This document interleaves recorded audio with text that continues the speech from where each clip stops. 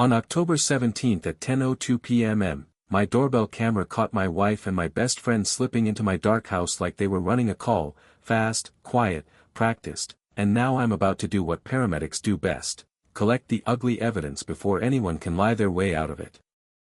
I'm 29, a paramedic in Portland, which means my weeks are basically measured in 12-hour chunks of chaos. Lights, sirens, blood, vomit, the occasional miracle, and the more common ending where I write one more line in my bad call journal so it doesn't follow me into my sleep. When I get home, I do cold showers. Not because I'm some wellness influencer. Because cold is honest.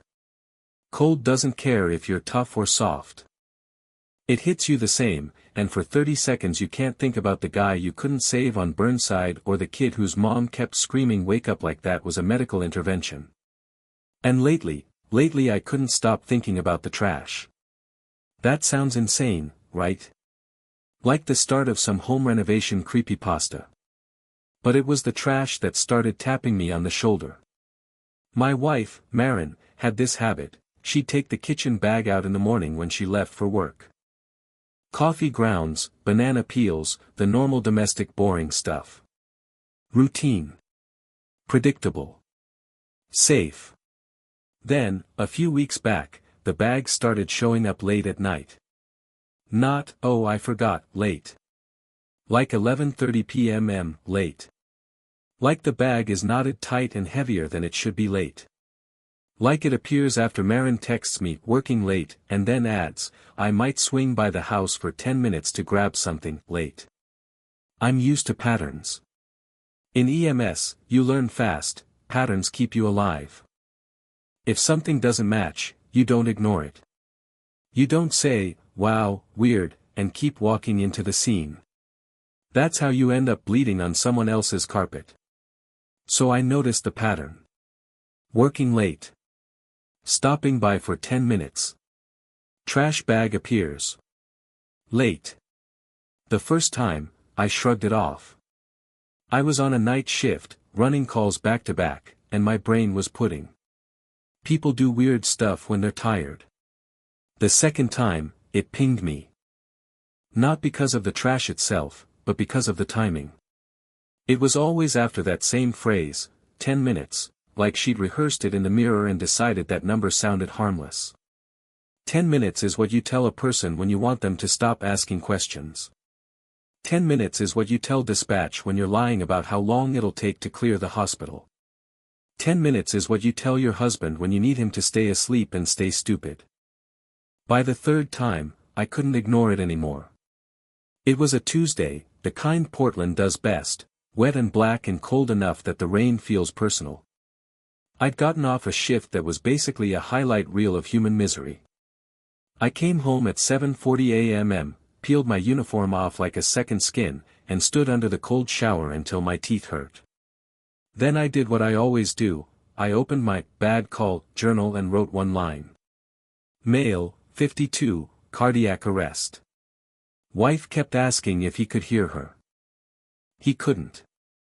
I sat there for a minute staring at my handwriting like it belonged to somebody else. Then my phone buzzed. Marin, working late again. Sorry babe. I might swing by the house for 10 minutes to grab my laptop charger. Don't wait up. There was a little heart emoji at the end. A tiny cartoon organ, like that made it sweet. My stomach did that slow paramedic drop, the one you get when you walk into a house and everything is too clean and too quiet and you just know something's wrong. I didn't respond. I just opened the Doorbell camera app. We had it for package theft, which is the Portland version of community bonding. You either install cameras or you start making friends with the raccoons because they'll be the only ones guarding your stuff. I scrolled back through the event history. The first 10-minute night, October 9 to 9:58 p.m. Marin's car pulled up. She came to the door fast, keys ready, shoulders tight like she didn't want to be seen. She unlocked, slipped inside. October 9 to 9:59 p.m. A man walked in right behind her. He didn't knock. Didn't hesitate. Didn't do the little polite dance people do when they're not sure they're welcome. He moved like he lived there. The camera caught his silhouette and, for a second as he turned, the porch light hit his face just enough. I knew that jaw. I knew that posture. Colin. My best friend since I was 17. The guy who held my hair back the first time I got drunk. The guy who stood next to me at my wedding and whispered, "You're the luckiest bastard alive." October 9 to 10:38 p.m. They walked out. Still no lights turned on inside. Like they were trying not to wake the house. Like darkness was part of the plan. Marin checked the street both ways before she stepped off the porch, like she was crossing traffic.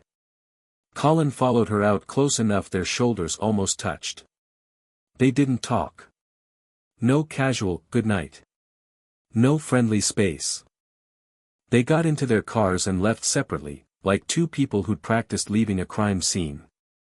I stared at the screen until my eyes burned. I told myself it was a misunderstanding, because denial is a hell of a drug and I've watched it kill people slower than fentanyl. Then I clicked the second 10-minute night. October 13 to 10:12 p.m. Same thing. Marin. Door. Slip inside. October 13 to 10:13 p.m. Colin, right behind her, like a shadow with a key. October 13 to 10:54 p.m. Exit. Darkness. Separate cars. It was so consistent it made me feel nauseous. Affairs, in my head, were messy. Drunk texts. Lipstick. Mistakes. This was clean. This was a routine. I took screenshots of the timeline. Date, time, the little thumbnails with their bodies caught mid-step. I zoomed in until the pixels turned into confetti, but it didn't matter. I didn't need HD to recognize betrayal. Then came the third time, the night that shoved my denial off a cliff. October 17 to 10:01 p.m. Marin texted the exact same line. 10 minutes. I was off shift, sitting in my car outside the station because I hadn't felt ready to go into the house yet. Like I was waiting for the scene to be safe.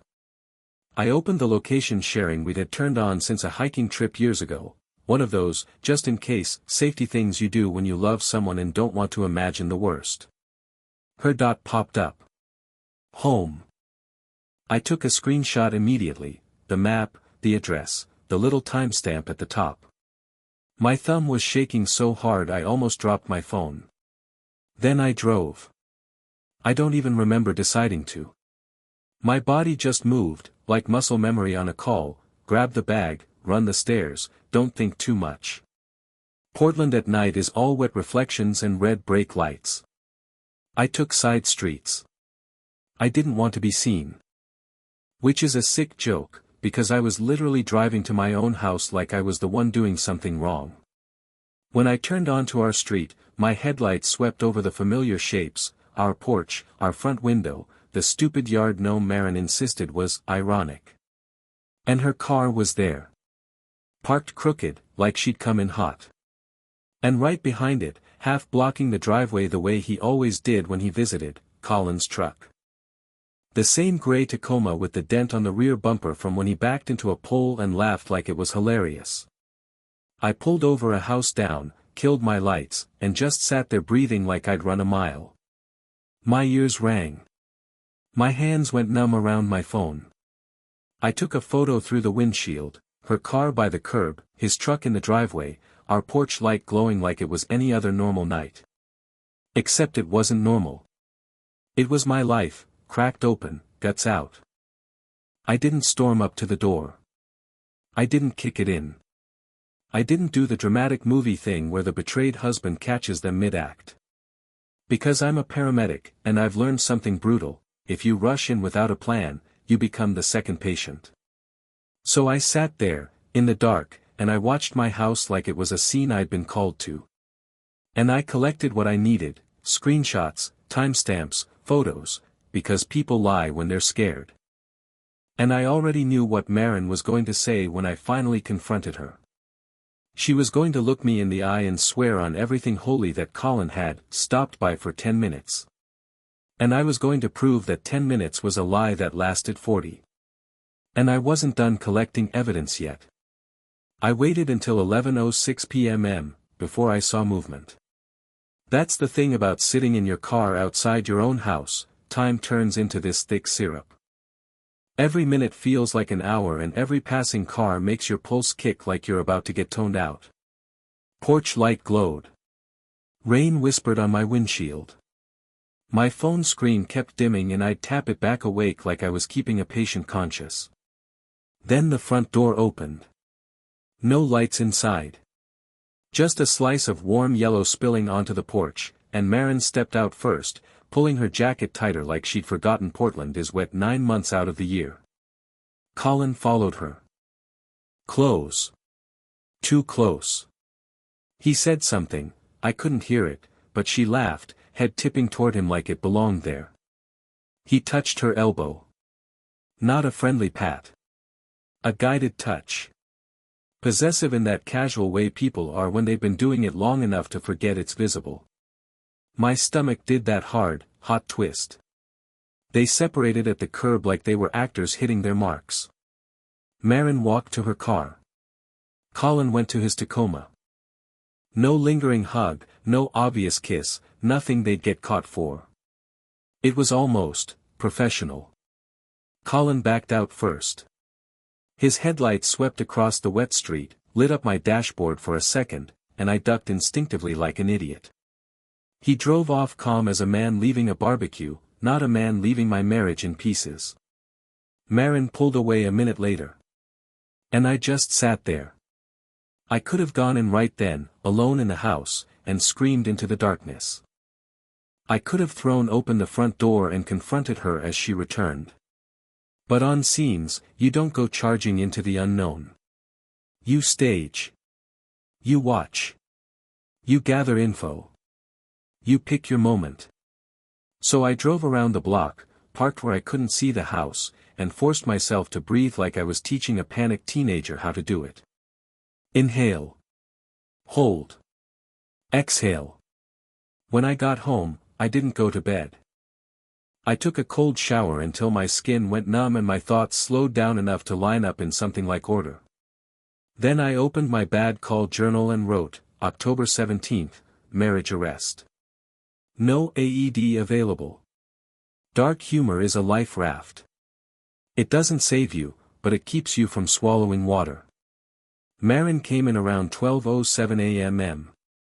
I heard her key turn. Heard her shoes kick off. Heard the familiar soft, hey, she always said, like she was stepping into normal. I stayed on the couch, lights off, my phone face up on my chest like a hand grenade. She walked into the living room and stopped when she saw me. Oh. Her voice went higher than usual. You're awake. Yeah, I said. My mouth tasted like metal. Couldn't sleep. She set her bag down carefully, like any sudden movement might set me off. What's wrong? She asked, and the wild thing was how convincing she sounded. Like she genuinely didn't know she'd put a knife in me. I patted the couch cushion beside me. Sit. She hesitated. Then sat, leaving a polite 6 inches between us. That space was new. That space was her body already making room for the lie. I've been noticing something, I said. Her shoulders tightened. Okay, the trash, I said. She blinked. The trash. Yeah, I said. Trash bags keep showing up late. Like, late. A tiny exhale left her. A relief laugh. Oh my God, babe. I thought, she waved her hand like she was clearing smoke. I've just been cleaning more. You know, trying to keep the place nice. Sorry if it's weird. I stared at her face, looking for the little tells I'd learned in the back of ambulances. People don't just talk with their mouths. Their eyes do. Their hands do. Their throat does. The way they swallow when the truth is trying to climb out. Why late at night? I asked. She shrugged too quickly. I don't know. I'm here late sometimes. I get home and I see it and I'm like, ugh, I should take that out. You've been working late, I said, keeping my voice steady. She nodded. Yeah. Quarter-end stuff. You know how it is. I know how it is when someone says they're working late, I said. I run 12-hour shifts and still come home. Her jaw tightened. Are you mad at me for working? I'm mad at you for lying, I said. Her eyes widened. What? I'm not lying. I let a beat pass. Long enough for the rain to fill the silence. Then I asked, very calmly, did Colin come over tonight? It was like watching someone get hit with a strobe light. Her face froze. Not confusion, calculation. Colin, she repeated, like she was buying time. No. Why would he? Don't, I said softly. She sat up straighter. Don't what? Don't do the thing, I said. Don't act like I'm crazy. Just answer. Her hands fidgeted in her lap. He stopped by earlier this week. He was just dropping something off for you. For me, I echoed. My voice came out flat. Yeah, she said, nodding fast now, like momentum could make it true. He said you left something in his truck, I don't know, a flashlight. Or, I didn't leave anything in Colin's truck, I said. She stared at me, and then her eyes got sharp. Defensive. Meaner. Okay, what is this? She snapped. Why are you interrogating me at midnight? I'm exhausted, I've been working all day, so have I said. And I didn't bring my best friend into our house with the lights off. The words landed heavy in the room. Like a gurney hitting a threshold. Her mouth opened, closed. What are you talking about? I sat up and picked up my phone. My thumb hovered over the camera app. Over the screenshots. Over proof that would change everything. I didn't show her yet. Not because I was unsure. Because I wanted to see how deep she'd dig. Tell me what happened tonight, I said. Her eyes flicked to the hallway, like she was checking for exits. Nothing happened. I came home for 10 minutes, like I said. I grabbed my charger. Why'd you need your charger at 10 p.m.? I asked. Your laptop lives here. I left it at work, she said quickly. You said you were stopping by for 10 minutes. I was, she insisted. I was in and out. I leaned forward. Marin. I watched you. Her face drained. All color, gone. Like someone pulled the plug. What? She whispered. I watched you, I repeated. Tonight. From down the street. She went very still, like prey realizing the bush isn't a bush. Then she got angry, because fear has cousins. Are you serious? She hissed. You stalked me. I sat outside my own house, I said. The house I pay for. The house you brought him into. Her eyes flashed wet. I didn't bring him into anything. Then why was his truck in our driveway? I asked. She shook her head hard. It wasn't. I didn't raise my voice. I didn't need to. Yes. It was. She stood up abruptly. You're making this up. You're sleep-deprived and paranoid and, stop, I said, sharp now, the voice I use when a drunk guy on a stretcher starts swinging. Sit down. She flinched. That's when it hit me, the power dynamic. Not man/woman. Not husband/wife.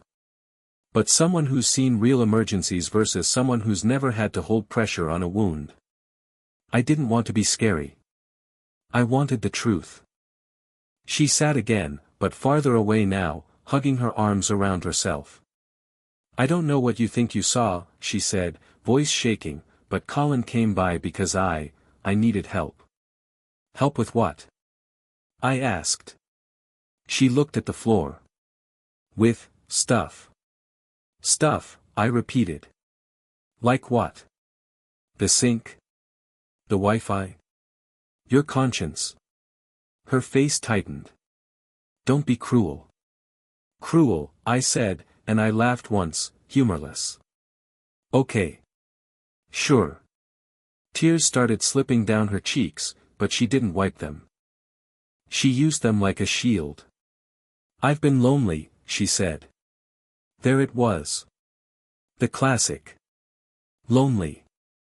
Like I hadn't been dragging myself home half-dead trying to be present. Like my exhaustion was a personal insult instead of a side effect of keeping strangers alive. I've tried, I said. I've tried to show up even when I'm burned out. You're never really here, she said, voice breaking. You're always somewhere else. The calls, the trauma, the cold showers, the journaling, it's like I'm married to a ghost.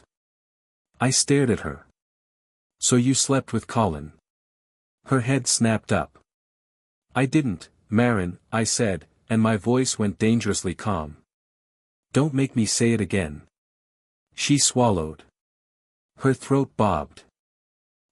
It wasn't supposed to happen. That sentence is a confession. People don't say that about innocent things. I felt something in my chest crack, not dramatic, not loud. Just a quiet structural failure, like a bone giving way under stress. How long? I said. She shook her head. I don't know. How long? I repeated, slower. She whispered, a few weeks. My brain immediately did the math like it always does, timeline, pattern, frequency. A few weeks means it started before the trash bags. The trash bags were just the part she couldn't fully hide. Was it in our house? I asked. She looked away. I nodded once, like I'd expected it.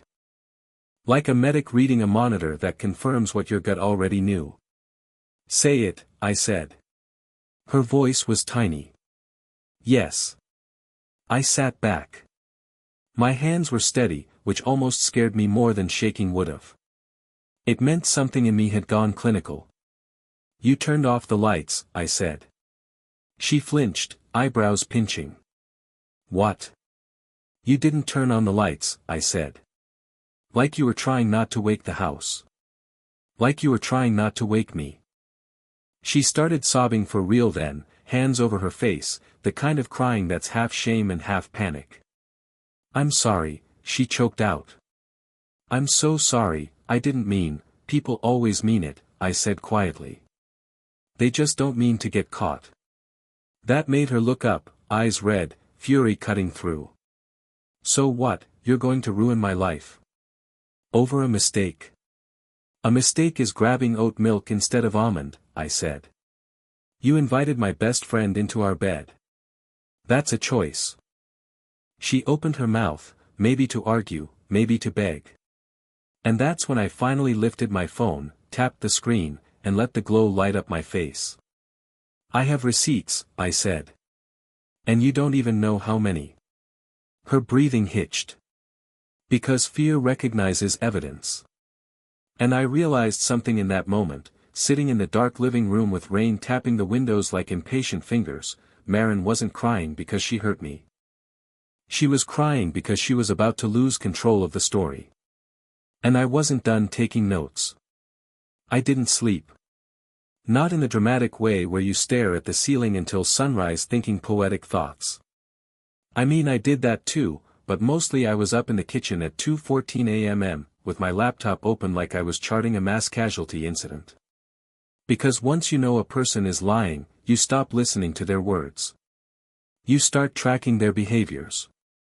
Marin eventually fell asleep in our bed, curled on her side with her back to my side like she'd already practiced what the future would look like. I stayed downstairs. The couch smelled faintly like dog and fabric softener and the life we'd built, and it made me want to crawl out of my own skin. I turned the doorbell camera clips into a folder. Evidence. Real subtle. I'm great at denial until I'm not, and then I'm the guy labeling the body bags. I exported everything. October 9th. October 13th. October 17th. Full clips, not just thumbnails, entrance and exit, date, time stamps, the way they moved in and out without turning on lights like cockroaches with keys. Then I made a second folder, backup. Uploaded it to a cloud drive Marin didn't know existed. I emailed the link to an account she didn't know existed either. Because here's what people don't understand about betrayal, the cheating is only the opening act. The real show is what happens after, the rewriting, the gaslighting, the "you're remembering it wrong," the "it wasn't like that," the "you're unstable." I've watched families try to change the story of how someone died right in front of me.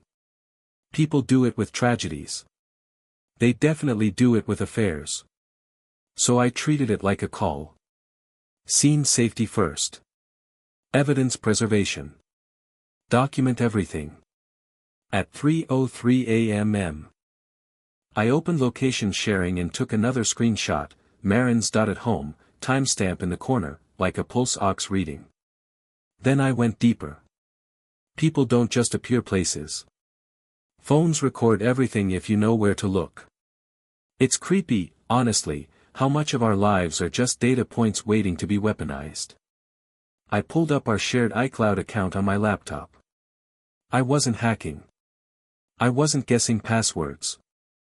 We'd shared everything in the name of transparency, which is adorable until it becomes a crime lab. Her location history had gaps, big ones, like someone had toggled settings on and off. That alone told me a lot. Nobody accidentally disables location history only on the nights they're working late. I took screenshots of the gaps. Date. Time. The neat little blank spaces where my wife had erased herself. Then I checked our bank app. You know what hurts? It's not even the big purchases. It's the small ones. The little tells. The 2 coffees bought within 4 minutes of each other at a place she never goes. The late-night convenience store charge. The gas station across town when she supposedly stayed at the office. The weird $37.82 at a restaurant that isn't near her work or our house. People think cheating is a secret affair.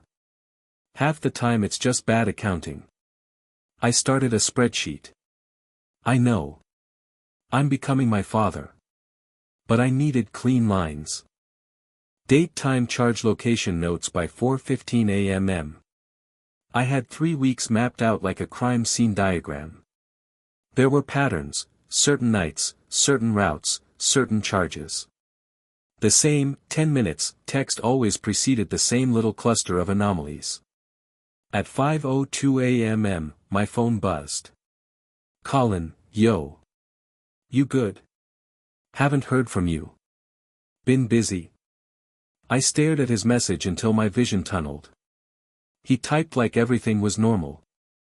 Like he wasn't walking into my house behind my wife in the dark.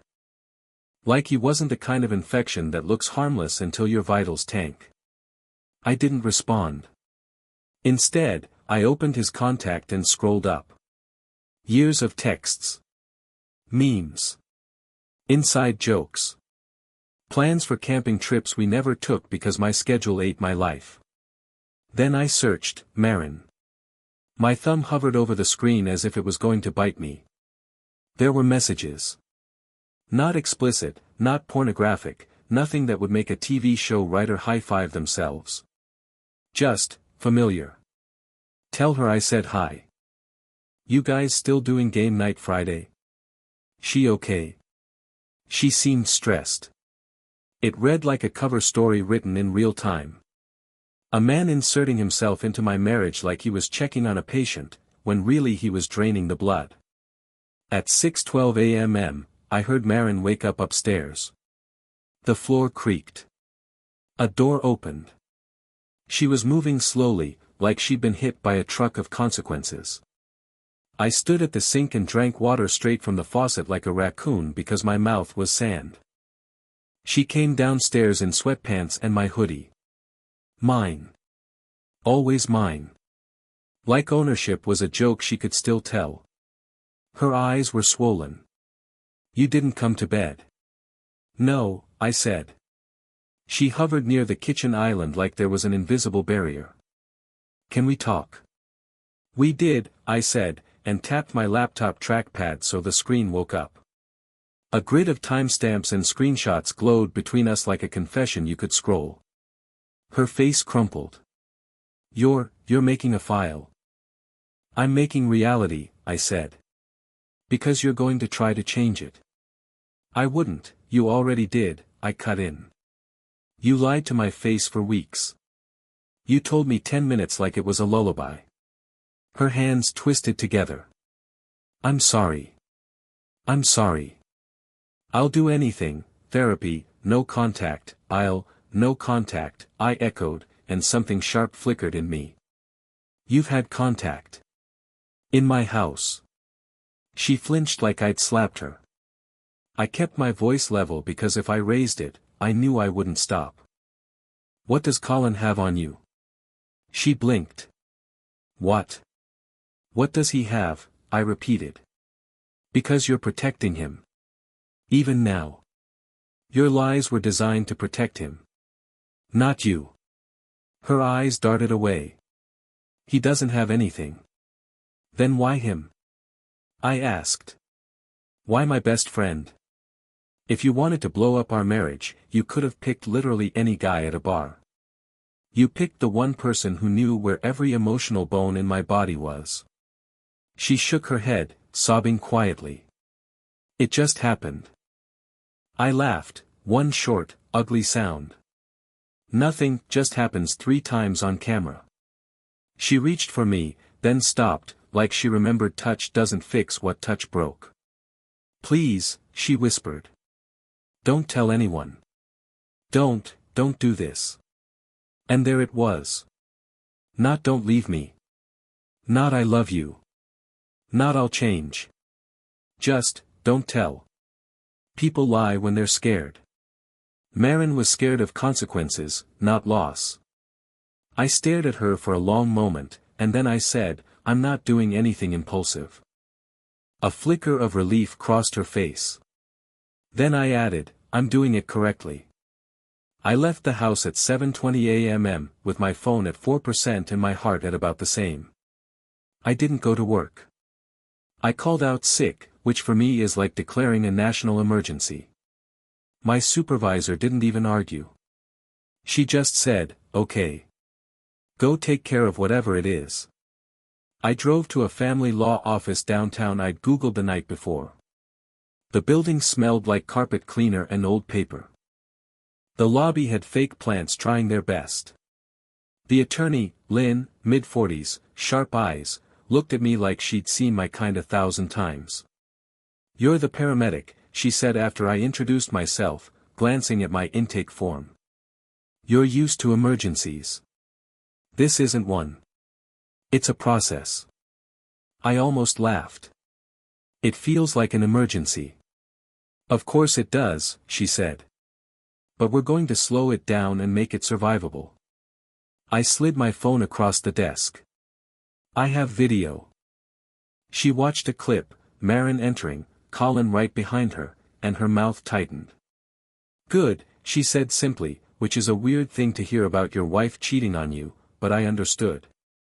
Good as in, useful.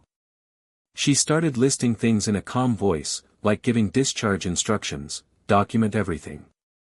Don't leave the home without a plan. Separate finances carefully. Don't confront him in ways that can be twisted. Don't do anything that makes you look unstable. Because, she added, tapping her pen, the person who can control the narrative usually wins the social side. And sometimes that matters almost as much as the legal side. I nodded like a man taking vitals. I can do documentation. She studied me. You want revenge? I want truth, I said. Then, honest, and I want them to stop acting like I'm the idiot. Lynn didn't flinch. Then we do this cleanly. When I walked out of her office, the rain had turned into that fine Portland mist that soaks you without admitting it's raining. I sat in my car and made one more list on my phone, more proof. Tell the right person. Protect myself legally. Don't let them spin it. Then I opened Instagram. Colin had a girlfriend. Tessa. They'd been together 2 years. She posted pictures like she wanted everyone to know she was safe and chosen. Smiling at wineries. Hiking boots. A golden retriever with a bandana. The kind of life you build thinking the people closest to you aren't digging a hole under your feet. I hovered over her profile and felt my stomach lurch again. Because this was the moment where it stopped being just my pain. It became a spill zone. And I was about to call in the only other person who deserved to know the truth, so we could gather maximum proof, together, and make sure the story couldn't be rewritten. I hit message. And then I just sat there, thumb over the screen, shaking like I'd just come off a bad call, because in a way, I had. Only this time, the victim was my own life. And I was finally done pretending it was stable. I hit send. That little paper airplane icon took off like it was nothing, like it wasn't carrying a grenade into somebody else's relationship. Me Tessa, hey. I'm sorry to message you out of the blue. This is going to suck to read, but I think you deserve to know. Colin has been coming to my house late at night, while my wife is working late.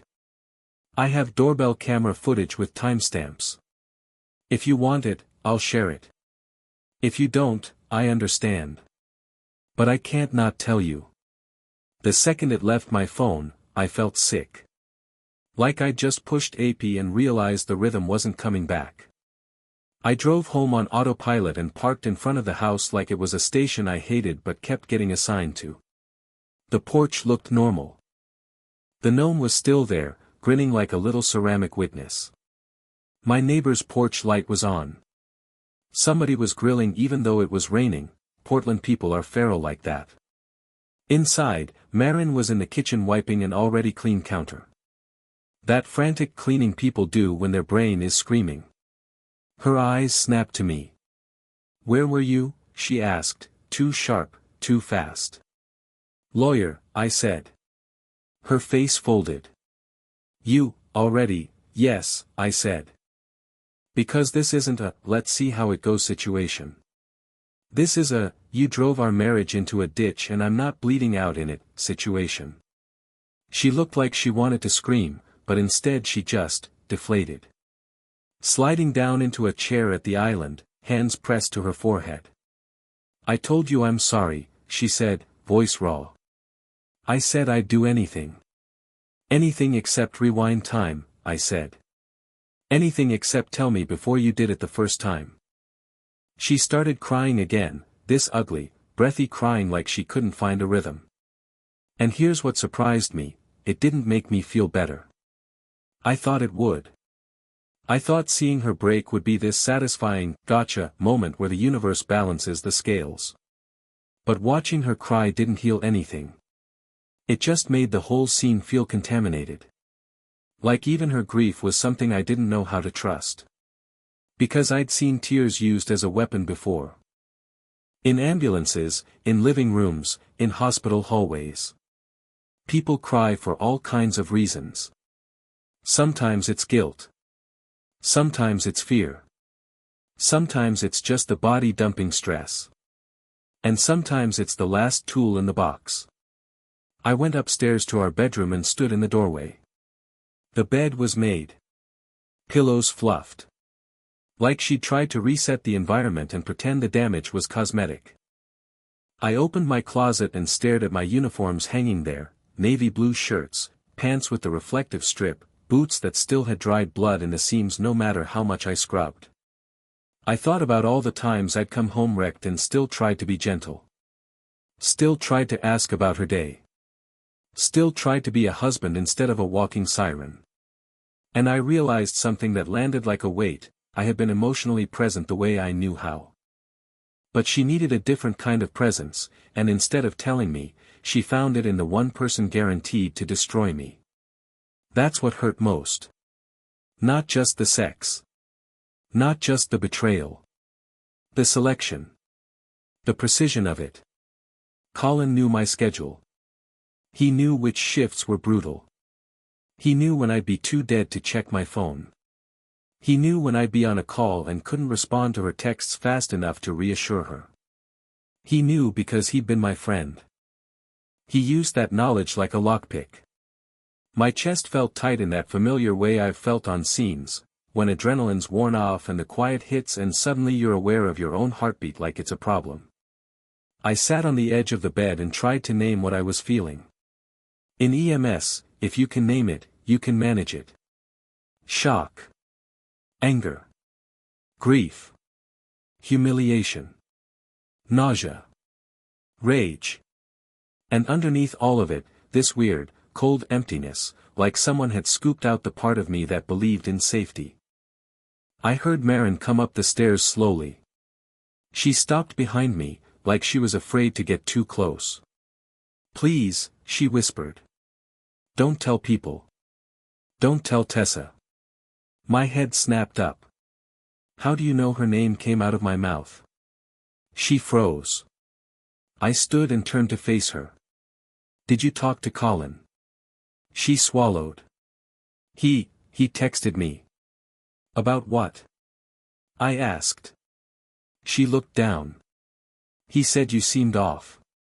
That you didn't answer him. He wanted to know if you knew." I laughed, and it came out sharp. "So he's worried about me knowing.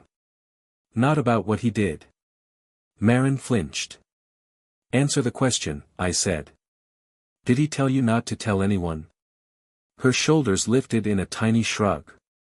"He said, we should keep it private. Handle it between us." "Between us," I repeated, like the words were poison. "So he can keep his image. So you can keep yours." She started crying again. "I don't want everyone to hate me." I stared at her. And in that moment, something in me unclenched, not in a forgiving way. In a clarifying way. Because she wasn't saying, "I don't want to lose you." She was saying, "I don't want to lose how people see me." People lie when they're scared. Maren was terrified of being seen. I walked past her and down the stairs because if I stayed in that bedroom I was going to say something I couldn't take back, and I'm not a saint but I also don't want to be the guy who screams at a sinking ship for sinking. Downstairs, I opened my journal. My bad call journal started as a coping thing. A place to dump a single line after shifts so my brain didn't keep replaying the worst moments like a broken dashcam. But that day, I wrote more than a line. I wrote what I saw on the camera. I wrote the times. I wrote the feeling of sitting outside my house like I was responding to a domestic disturbance. Then I wrote the part one didn't want to admit, I feel stupid. Not because I didn't love her. Because I did. I feel stupid because I thought my best friend was safe. That was the punch. I can survive strangers doing awful things. I see it constantly. People overdose. People beat each other.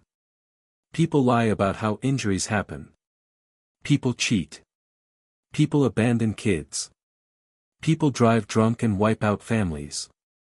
But I've always had this little internal boundary, at least my home is real.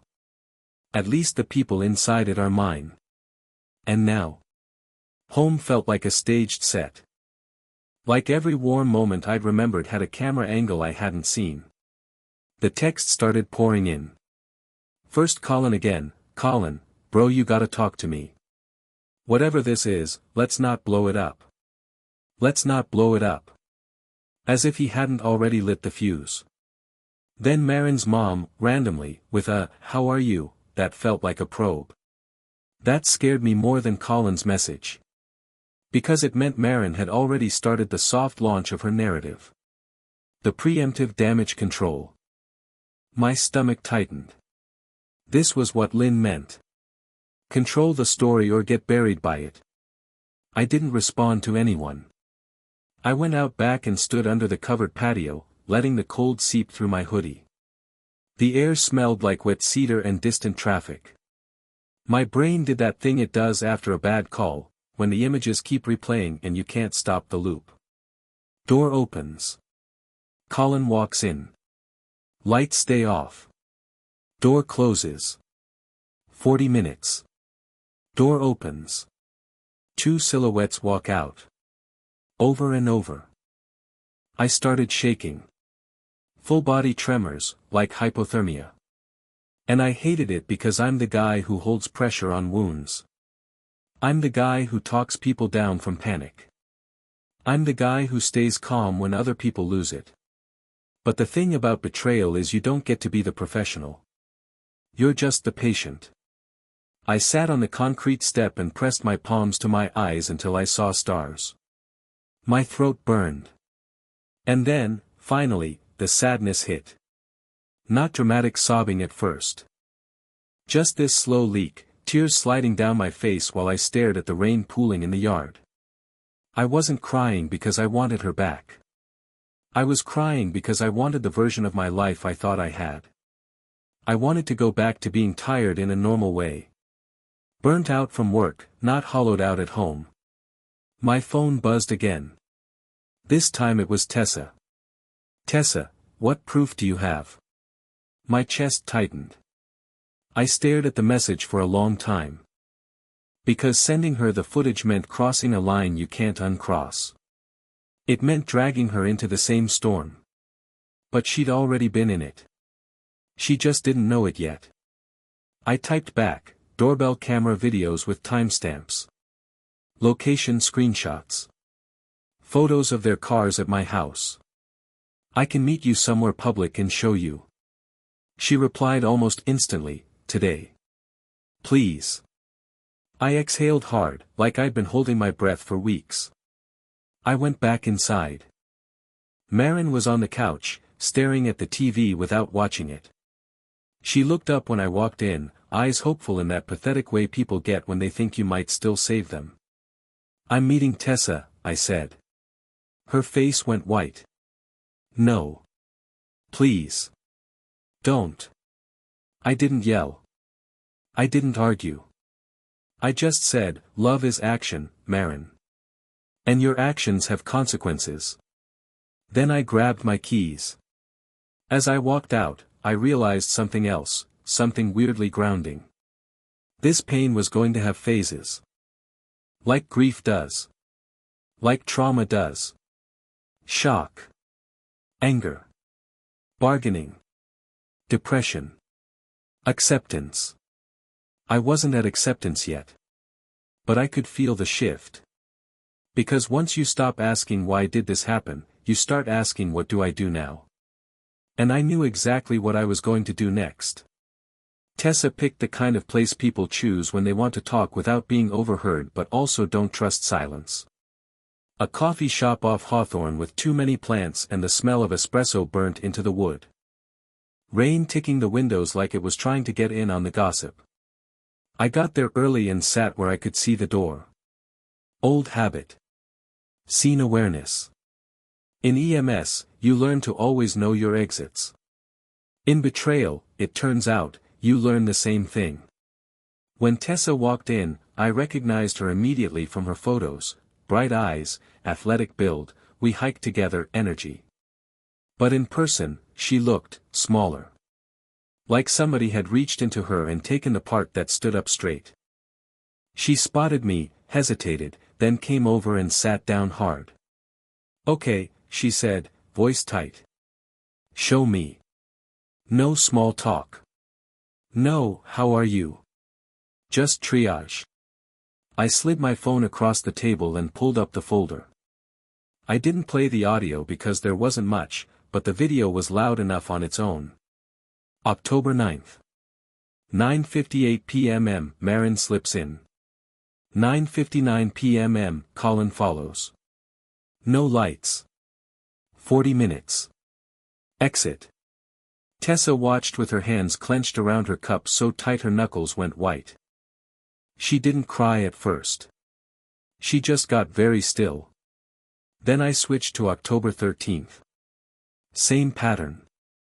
Then October 17th, the night I took the photo of their vehicles. I showed her the map screenshot too. Timestamp. Address. Proof stacked on proof.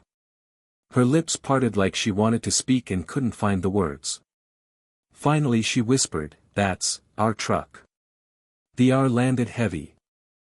She looked up at me, eyes glassy, and I saw it, this exact moment I've seen with family members in ER waiting rooms when the doctor comes out and says something they didn't expect. The moment reality takes its mask off. "I'm not crazy," she said, more to herself than to me. "No," I said. "You're not." She swallowed hard. "He told me you were distant lately. That you were, weird. Like you were stressed and maybe depressed." I let out a short laugh that made the barista glance over. "That's cute. Like he's worried about my mental health while he's actively setting it on fire." Tessa's face twisted, anger, grief, humiliation all fighting for the steering wheel. "He said you've been gone because of your job." "Yeah," I said. "Because I work 12-hour shifts keeping strangers alive." Her shoulders shook once, like her body tried to turn it into a sob, but she snapped it back into control. "What do we do?" she asked, voice low. And that was the difference between her and Marin, right there. Marin begged me not to tell. Tessa asked what to do. I told her the plan Lynn had given me, clean, documented, legally sane. "No illegal recording," I said. "No breaking into phones. No social media drama. Just evidence, timelines, finances, and letting the truth speak." Tessa nodded slowly. Then she leaned in. "I can get more." I hesitated. "Tessa, no," she said, cutting me off, eyes sharp now. "Listen. I've seen his location weird lately. He's been going to the gym at night. He's been hiding his phone. I've got access to our shared statements. And I know his passcode." That last sentence came out like a match striking. People always think the cheater is the one with secrets. Half the time, it's the betrayed partner holding the keys without knowing their keys. We sat there for an hour building a list like two exhausted detectives. Tessa would screenshot their shared bank charges, anything tied to our neighborhood, late-night gas, weird restaurants. She'd screenshot Colin's location history if it existed. She'd take photos of his mileage if she could, because distance tells stories. I'd keep exporting doorbell footage. I'd keep documenting Marin's 10-minute texts. We'd both back everything up off device. When we stood to leave, Tessa's hands were steady, but her eyes looked like someone had slapped her. "I'm sorry," I said, because it felt like the only humane thing. She shook her head. "Don't. If you hadn't told me, I'd still be smiling in pictures like an idiot."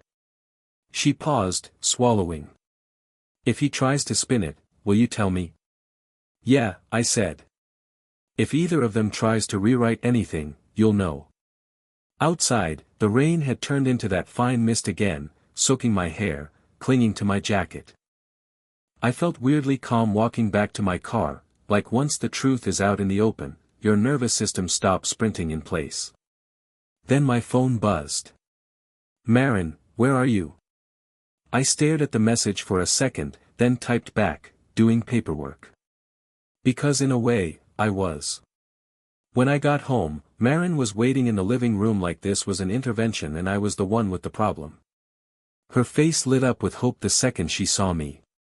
"Did you?" she started. "Yes," I said. Her mouth went slack. "Oh my God." "Actions," I said, shrugging out of my jacket. "Consequences." She stood, pacing, hands in her hair like she could physically grab control back. "Why would you do that to her?" "To us. To us." I repeated. "You did it to us. I'm just refusing to carry it alone." She spun on me, eyes wild. "Colin is going to hate you." I laughed. I couldn't help it. "Marin, he already hates me. He just needed me useful first." She flinched like I'd hit something true. That night, Colin showed up at our house, actually rang the doorbell like a normal person for the first time in weeks. Bold. I opened the door and saw him on the porch, rain slick on his jacket, face twisted into this practiced expression like he was about to talk me off a ledge. "Bro," he said, holding his hands out. "Please. Let's talk." "Sure," I said. "Talk." Marin hovered behind me in the hallway, silent, eyes wide. Like she was watching two men fight over a thing that used to be sacred. Colin stepped inside and automatically glanced toward the living room, like he expected the lights off. I let the silence stretch. He cleared his throat. "This got out of hand." I stared at him. "Which part? The part where you walked into my house behind my wife in the dark? Or the part where you texted me like you weren't actively poisoning my life?" He winced. "It wasn't like that." "Yeah," I said. "It was worse. Because you weren't sloppy. You were careful. That means you knew. That means you chose it." Marin's breath hitched behind me. Colin looked past me to her, like he wanted backup. She didn't move. I watched something shift in his eyes, panic, then anger. "She told you he started." "No," I said. "The camera told me." His face hardened. "Okay, look. You're tired. You're stressed. You're going to blow up everything over you," I said, stepping closer. "Over my best friend doing the one thing you don't do. There aren't many rules in life, Colin, but that's one of them." He swallowed, jaw working. "You told Tessa?" "Yes." His eyes flashed. "You ruined me." I tilted my head. "I didn't ruin you. I introduced you to the consequences of your own behavior." "Big difference." Marin made a sound, half sob, half gasp. Colin turned on her then, voice sharp. "You said you had it handled. And that was it. That was the mask slipping. The real dynamic showing." Marin's face crumpled, and she whispered, "Don't." He looked at her like she betrayed him. I watched them, standing in my living room, and something clicked so cleanly it felt like snapping a glove on.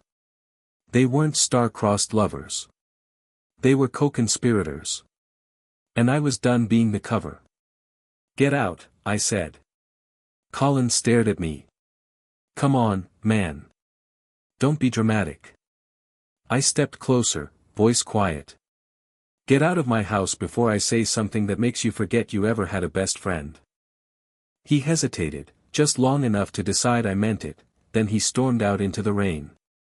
The door shut behind him and the house went silent except for Marin's breathing, fast and panicked. She turned to me with tears on her cheeks. "What happens now?" And I finally said it out loud, the sentence that had been forming since the first time I saw his silhouette on my camera. "We're done," I said. "I'm filing." The next weeks were a blur of lawyer appointments and documentation and the kind of exhaustion that no cold shower can touch. We separated finances carefully. We listed assets. We started the process of selling the house because every corner of it felt compromised. Marin tried, at first. She begged. She wrote long texts about love and history and starting over. She promised therapy. She offered transparency. She offered anything that wasn't time travel. But here's the thing, love is action, not words. And the action that mattered had already happened, 3 times on camera, 40 minutes at a time, lights off like shame. Tessa sent me screenshots of Colin's statements. Late-night charges. Gas receipts near my neighborhood. It was ugly how easy it was to map. When it finally hit our social circle, it went the way these things always go when there's proof, quiet at first, then a fast wildfire. People didn't know what to say to me. Some said nothing. Some offered beer and awkward pats. Some chose sides because humans love simple stories, and complex truth makes them itch. But nobody could pretend it was a misunderstanding. Colin stopped getting invited. Family gatherings went tense. His name turned into that thing people lowered their voice for. Marin's friendships got thin. Not because everyone was righteous, but because nobody trusts a person who can do that in their own home. It makes people wonder what you're capable of around their lives. By the time the divorce paperwork was real, not theoretical, not a threat, I felt strangely steady. Not happy. Just clear. I moved into a smaller apartment with a view of nothing but a brick wall and somebody else's balcony. I bought a cheap plant and managed to keep it alive, which felt like an achievement. I picked up a few extra shifts, not to avoid my feelings, but because work was the one place reality was still honest, people bleeding, people crying, people living, people dying. No one pretending. One night after a brutal call, I came home, took a cold shower, and opened my journal. And for the first time in weeks, I didn't write about betrayal. I wrote, quiet apartment. No lies. Just rain and a heartbeat that feels like mine again. If you're reading this and you're in the fog, if you feel crazy, if you're being told you're overreacting, if your gut is screaming and your brain is trying to sedate it, listen to your gut. Collect the truth. Document it. Protect yourself. Because the moment you stop begging for honesty from people committed to deception is the moment your life starts coming back online. And it turns out calm is addictive. I didn't lose my wife. I lost a liar. And I gained my own peace back.